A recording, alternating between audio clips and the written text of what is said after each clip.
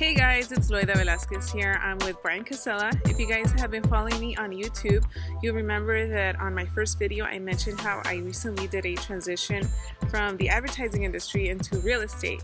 And I also mentioned that a very close friend of mine was also a reason that I became very interested, because I have known him before even real estate was a thought in his mind, and I have seen his success these past couple years and all the hard work that he's put into making himself known and succeeding.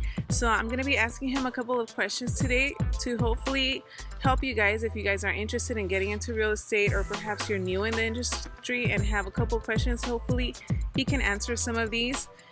These are going to be questions that you've probably thought about, they've probably come across your mind.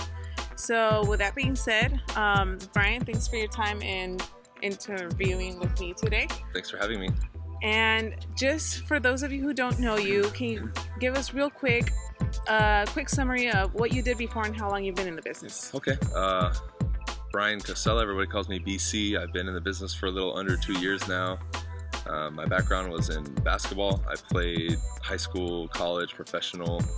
I've never done sales. I came into this completely blind, I guess you can say, but the main advantage I had was anytime I tried something new in my life, I always did it 100%. So when I looked at real estate, coming from basketball, I saw a big opportunity. So it was a no-brainer for me. I met with a broker who originally was my basketball coach when I was younger, and it just made sense. You know, I saw the opportunity and I figured, hey, I can get in this business and work hard and make a lot of money, and that's what I'm doing.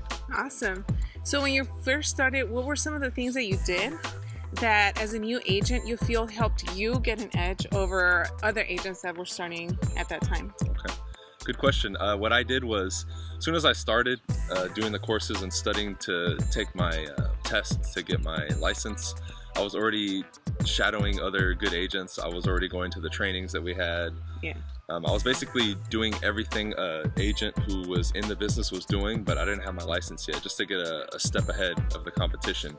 That's just the kind of person that I am. So I did whatever I could to get ahead. And I started studying all the scripts and dialogues.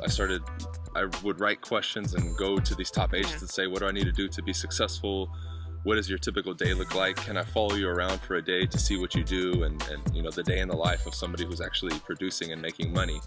And I just went above and beyond what the average person would do. Most people will study, get their license, and then start. I started, then studied, then got my license. So by the time I even got my license, I already felt like I was an agent, and I was, 10 million steps ahead of my competition.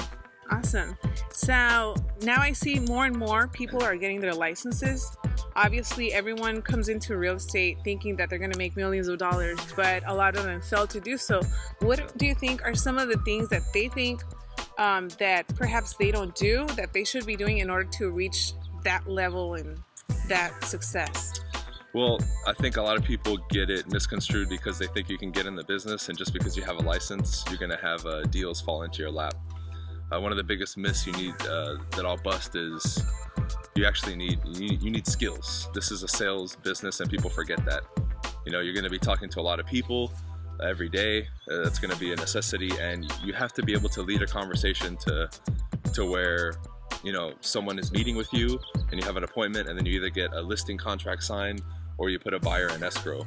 It's very simple, but at the end of the day, we think it's all, oh, hey, you have a license, here, let me sell my house. It's not like that, especially now with so many more people getting their license. A lot of people have a friend or a relative who they say, well, I'll use him because he just got his license and I want him to do some business. You need to have the ability to influence people and lead them to make a decision to either act buying or selling a home, and number two, more importantly, actually do it with you as their agent. So the skills portion, I think, is something that people don't really pay attention to. Studying scripts and dialogues, learning how to communicate effectively, being a people person, basically. And number two is the work aspect. As prospecting is the main foundation of my business. At least 3, 4, 5 hours a day, I'm on the phone or I'm on the doors looking for people who want to do business. And I think a lot of new people coming in forget that you have to do that, or they look for the magic bullet, which is the social media, the online marketing and all that. but they forget that you have to go back to the old school, which is talk to people. Yeah. And that's what I do, and that's really what's given me the advantage of those two things: communication and just, you know, talking to people, communicating, prospecting, and those are the two things that I think if most people would do, work on their communication skills and actually prospect every day, they would be 10 times more successful than anyone else. Yeah, I totally agree. And just like you and I, everyone knows people that perhaps going into real estate, family, friends have told them, you know what, why are you going into this? You're not going to succeed. You should get a real job. Right. What were some of the things that you told yourself in your mind that made you want to continue and perhaps just prove them wrong? Outside of the real estate, studying your scripts and all of that, just aside from that, to personally develop yourself as a better person. Well, I always had that chip on my shoulder even when I was younger. You know, I made it pretty far in basketball, and I was always told that I never would. So I always had that kind of competitive edge to me. But the main thing was, as an individual, I saw the opportunity in real estate. So I said, hey, if I can stick this out, and, you know, even if it takes me a while to get started and get rhythm going, it's really going to provide me a life that I've always wanted. So, you know, as an individual, you need to, if you set your sights on a goal, which is to get in real estate and do well, you're going to receive a tremendous amount of resistance, and you're going to be thrown a lot of obstacles in your way. And what separates the, you know, 5 to 10% that make it versus the other people is, are you able to persevere in those moments?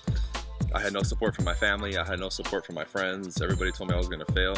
Just like in basketball, same thing happened in real estate. So, you know, I looked at both the same and said, hey, if I could make it this far in basketball, I can do the same thing with real estate. It's just going to come down to me and how hard I'm willing to work, and am I willing to pay the price. So the question I have for everybody viewing is, what are you willing to go through to be successful in real estate? If you're able to take the emotional up and downs when you start, if you're willing to pay the price and, you know, be in the sun knocking on doors, spend hours on the phone, you know, spend a couple hours a day working on your dialogues, reading, doing self-improvement. If you're willing to do those things, then the end result will be success. The question is are you willing to pay the price, and are you actually willing to commit? Just like Brian Tracy says, he is a big-time speaker, and he's a multimillionaire. So he says any successful person has to be willing to pay the price up front and in full. So if you're willing to do that, you'll do great. Awesome. So what are your future plans? I know that right now, well, what were your sales like last year? How did you do last year that you want to improve and continue to do this year, and perhaps 5-10 years from now? Where do you see your business going? Well, I see my business exploding. In 5 to 10 years, I definitely will be opening up my own brokerage. My sales last year were 34 transactions, which anybody watching knows. The average agent's doing like 2 a year. And that was my first full year. I mean, I started in end of July of 2013, so 2014 was my first like full calendar year in the business. But it just comes down to working hard. But 5 to 10 years from now, I definitely see myself being in the millions for commission and opening up my own brokerage. That's the main thing. And I've specifically made a plan, and that would be another tip I give to everybody watching. Set goals and plans specifically for 1 week, a month, a year, 2 years, 5 years, 10 years, because then you have something definite and measured to go after. And when you do that, it makes your day-to-day tasks a lot easier, because you know what you have to do exactly each day to hit your goal. Yeah. So currently, I know people can watch you every other Friday. You're involved in a hangout, correct? Can you tell us a little bit about that? It's a mastermind I have with some other agents. One guy's Colton Lindsay. He's in Utah. He's doing probably, I think, 70 or 80 deals a year, if not more. Another guy, AJ, he lives in North Carolina. He's also a newer agent like me. He's been in the business, I think, 2 or 3 years, and he's doing, I want to say 50, 60 deals a year. So they're doing really well. And it's basically a mastermind that we do publicly every other week, including every week privately. We just mastermind on things that are mindset and everything that has to do with the business. We know that on the surface, you know, what you do, the prospecting and all the stuff that's working in your business is important, but we know at the end of the day, it's all mindset, it's all personal development, and that's really what takes you to the next level is what's going on the inside. And that's what we do. We make it public just to help people, and we had a lot of requests to kind of make it public, so that's something that we do. So if you're willing to tune in, my YouTube channel is connected to Loida's, so just check it out.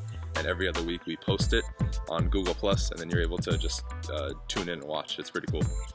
Awesome. So I'm going to be posting all of his social media platforms down below, so you guys can go ahead and follow him on Facebook, add him on Instagram. His YouTube channel is very informative. I suggest that you guys also go ahead and add him there.